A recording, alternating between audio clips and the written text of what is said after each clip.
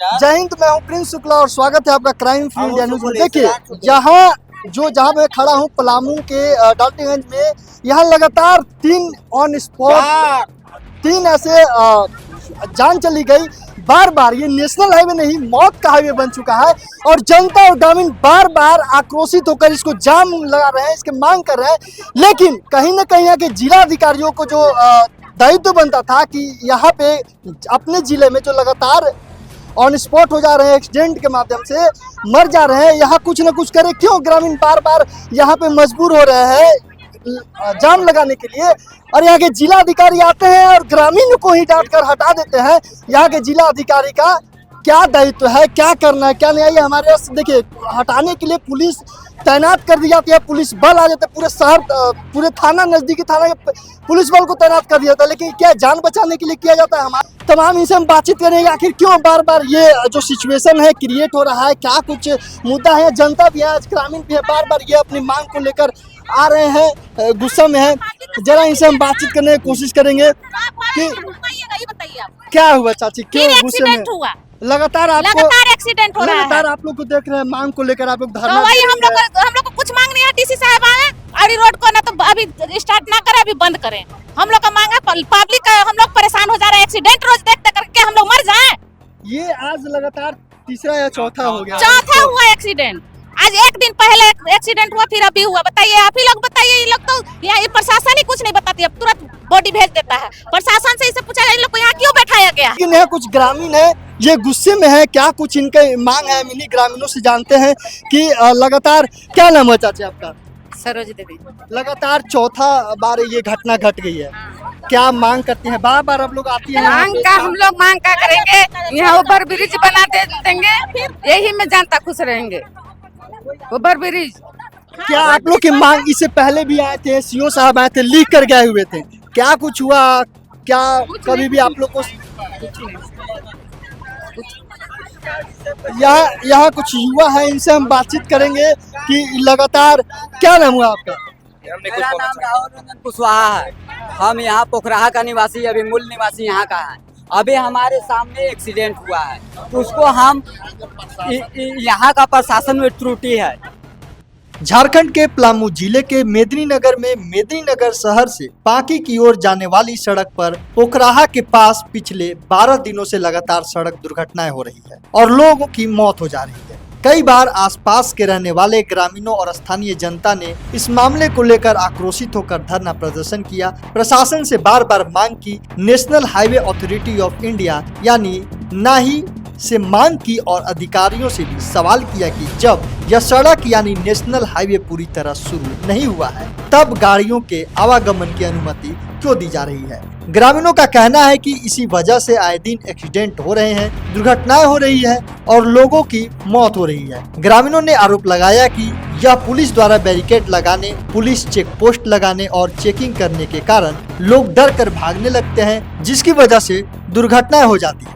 वही सड़क पर चलने वाले ट्रक चालक भी पुलिस को देखकर वाहन चलाने का तरीका बदल लेते हैं, यानी तेज रफ्तार कर लेते हैं, ताकि उनसे किसी प्रकार की वसूली न हो। ग्रामीणों का कहना है कि पिछले 12 दिनों से लगातार दुर्घटनाएं हो रही है और आज फिर चौथी बड़ी दुर्घटना हो गई है। बृहस्पतिवार को लगभग 10 से 12 बजे के बीच यह दुर्घटना हुई, जिसमें घायल व्यक्ति की अस्पताल ले जाने के दौरान मौत हो गई। मृतक पांकी का रहने वाला है, बताया जा रहा है। मौत की खबर फैलते ही आसपास के ग्रामीणों और स्थानीय लोगों ने सड़क जाम कर दिया और धरने पर बैठ गए। उन्होंने फिर से अपनी मांग दोहराई कि यहाँ फ्लाईओवर बनाया जाए तथा सड़क का निर्माण कार्य पूरी तरह पूरा होने तक इस सड़क को आम आवागमन के लिए बंद रखा जाए। घटना की जानकारी मिलते ही जेएलके की नेता आयशा सिंह मौके पर पहुंची और आसपास के ग्रामीणों से मुलाकात की। उन्होंने ग्रामीणों की आवाज बुलंद करते हुए वहां मौजूद अधिकारियों से मांग की कि यहाँ लगातार चौथी बड़ी दुर्घटना हो चुकी है,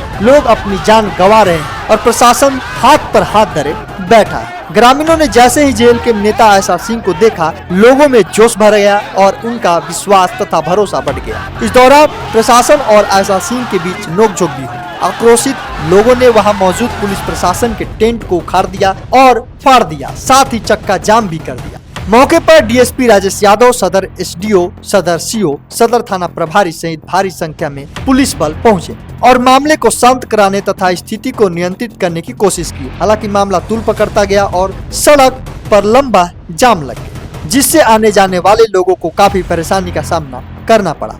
काफी प्रयास के बाद अधिकारियों ने लोगों को शांत कराया और आश्वासन दिया कि यहाँ फ्लाईओवर का निर्माण की दिशा में कार्रवाई की जाएगी। हालांकि ग्रामीण अपनी मांगों पर अड़े रहे। इसके बाद डीएसपी राजेश यादव ने तत्काल कार्रवाई करते हुए वहां से पुलिस कैंप हटाने का आदेश दिया। साथ ही बैरिकेडिंग व्यवस्था में भी बदलाव किया गया और बैरिकेडिंग को लगभग 100 मीटर पीछे कर दिया गया। अधिकारियों ने ग्रामीणों को आश्वस्त करते हुए कहा कि उनकी मांगों को पुलिस अधीक्षक और उपायुक्त के समक्ष रखा जाएगा तथा जल्द से जल्द उचित कार्रवाई की जाएगी। रजिस्टर हुआ है, उसमें काम भी चल रहा है। जो भी दोषी है वो न्यायालय के कटघरे में तो जाएंगे ही। आज के जो अभी एक्सीडेंट हुआ है, स्कूटी का जो हाईवा जो स्कूटी को मार दिया, उसमें सवार जो व्यक्ति हैं उनका अस्पताल जाने के दौरान मृत्यु हुई है। यहाँ के आम पब्लिक का जो डिमांड है कि ये जो पुलिस का चेक पोस्ट है थोड़ा शिफ्ट किया जाए, क्योंकि ये एक ब्लाइंड स्पॉट बनवा देता है। हम लोगों ने पुलिस अधीक्षक महोदय को भी इसका हम लोग संज्ञान में दिए हैं। हम लोग ये त्वरित कार्रवाई करते हुए हम लोग इसको शिफ्ट करेंगे। इसके अलावा जो है इस पोखरा जो घटना स्थल है, यहाँ से 150 मीटर आने जाने की जो दिशा है रोड का, उस पर हम लोग सीमेंट वाला जो है बैरिकेड करेंगे जिगजैग मोशन के लिए, ताकि आने वाली गाड़ी का जो गति है वो ऑटोमेटिक वो लोग स्लो करे ड्राइवर, और उसको क्रॉस करने के लिए जिगजैग मोशन में यदि आएंगे तो ऑटोमेटिक घटना जो है हम लोग इससे निपटारा पाया जा सकते हैं, हम लोग पा सकते हैं इस पे। तो ये दो चीज़ जो है अभी त्वरित होगा। हम लोग अभी हाइड्रा के लिए बात किए हैं NHI से, वो हाइड्रा अपने ड्राइवर के साथ यहाँ पे भेज रहा है। सीमेंट ब्लॉक जो है हम लोग आगे यहाँ से, जैसा कि हमने बताया कि 150 मीटर की दूरी पे दोनों दिशा में हम लोग लगाएंगे, ताकि इस दिशा में जो 4 लेन में आने वाली गाड़ियां हैं वो हम लोग का स्पीड स्लो करना है।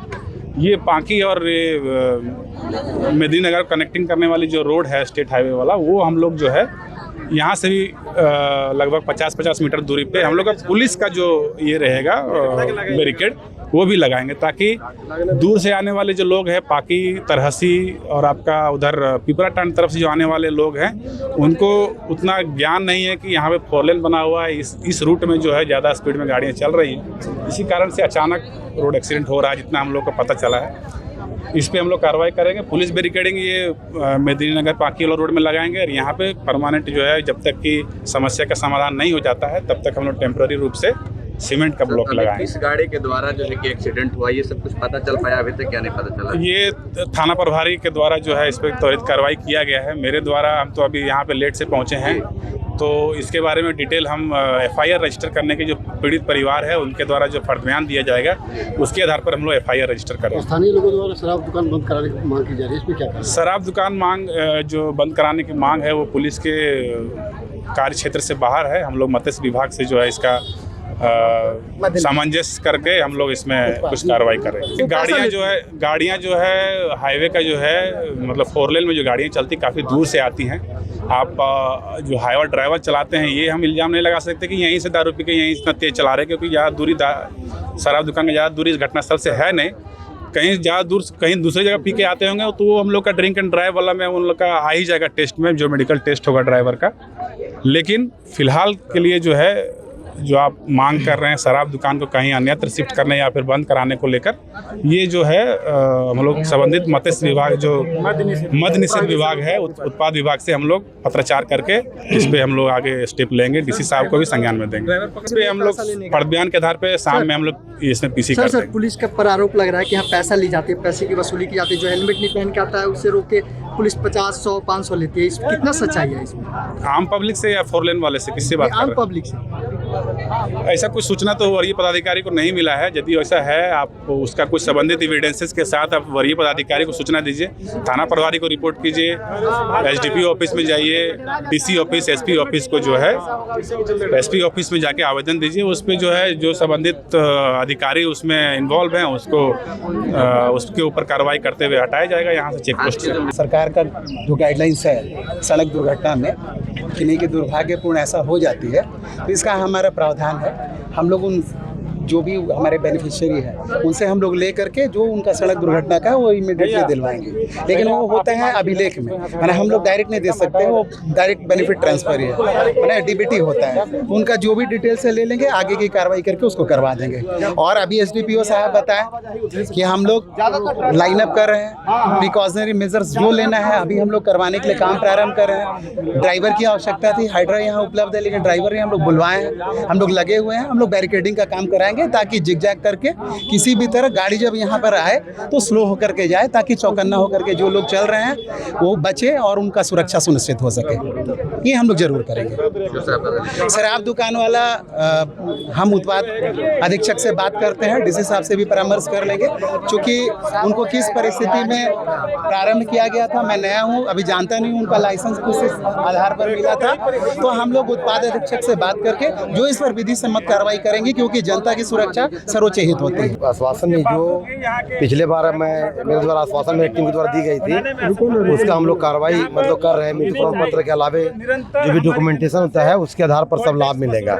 आज जो घटना घटी है फिर उसी प्रक्रिया के तहत सबसे पहले हम लोग उनका मृत्यु प्रमाण पत्र बना रहे हैं, जो सच्चाई चीज है, उसके बाद उसके आधार पर पारिवारिक लाभ मिलता है उनकी मृतक की पत्नी या पति को, उसके बाद कल्याण विभाग से मिलता है। एक्सीडेंटल हुआ है, गाड़ी पकड़ाया है, उसके द्वारा भी कोर्ट से हम लोग अच्छे रिपोर्ट बना के देंगे, तो वहाँ से भी हाँ जजमेंट जो आएगा उसके आधार पर दंड देना पड़ेगा, मुआवजा मिलेगा जो गाड़ी का मालिक है। इसके अलावा अगर आवास नहीं मिला होगा तो अम्बेडकर आवास जो है वो विधवा दिव्यांग गरीब लोगों के लिए है, वो भी अभी आवंटन आ रहा है, उसमें एक आवास उनको हम दे देंगे। और पेंशन वगैरह ये सब बहुत छोटा चीज़ है, लेकिन वो सब मिल ही रहा होगा निश्चित रूप से, तो वो भी अगर नहीं मिल रहा होगा तो तुरंत कर देंगे, लेकिन वो सब मिल ही रहा होगा। तत्काल में क्या चीज़ तत्काल में अभी हम लोग देख लेते हैं, कुछ उस परिवार के लिए कुछ हम लोग कर दे रहे हैं तत्काल में, लेकिन अभी जो भी है प्रक्रिया वो सारे प्रक्रिया ऑनलाइन होने की प्रक्रिया है। आप लोग सभी जानते हैं कि FTO से पैसा जाता है, हम लोग यहाँ से अनुशंसा करेंगे और आदरणीय उपायुक्त महोदय के द्वारा वहाँ टीम से द्वारा राशि दी जाती है, पॉजिटिवली दे ही दिया जाता है, ठीक है ना। जहाँ तक ये तत्काल में मृतक परिवार को, तो अभी थाना प्रभारी से हम लोग बात करके कुछ तत्काल में मानवीय दृष्टिकोण से हम लोग कर देते हैं। यहाँ पे पूरा चक्का जाम रहेगा और लेडीज भी हैं, यहाँ 4 मौत हुआ है। कोई हल्के में लिए हो क्या? कोई मैं वो नेता नहीं हूँ जो घुसखोर लेके बैठ जाऊंगी। ये GLK पार्टी के नेत्री हूँ मैं घुसती हूँ मुंह बगल, निकलती हूँ पता न कहाँ से, और वो काम करवा के निकलूंगी। और मेरे को ये चाहिए, जनता का इंसाफ ले लिए, इसके लिए मेरे को जेल जाना पड़े, जाऊंगी। जनता मेरे साथ है, बताओ तुम लोग। तमाम ऐसी कई खबर को देखने के लिए बने रहिए क्राइम इंडिया न्यूज के साथ। मैं था प्रिंस शुक्ला। जय हिंद, जय भारत।